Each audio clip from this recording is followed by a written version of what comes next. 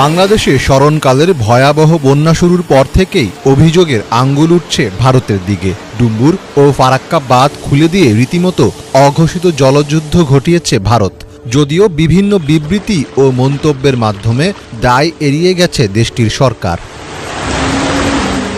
বাংলাদেশে এমন আকস্মিক বন্যা নজর কেড়েছে আন্তর্জাতিক মহলের। বন্যা পরিস্থিতি নিয়ে নিয়মিত সংবাদ প্রকাশ করেছে বিশ্ব গণমাধ্যম, যার মাধ্যমে আলোচনায় ছিল ভারতের পানি নিয়ে স্বেচ্ছাচারিতার চিত্র।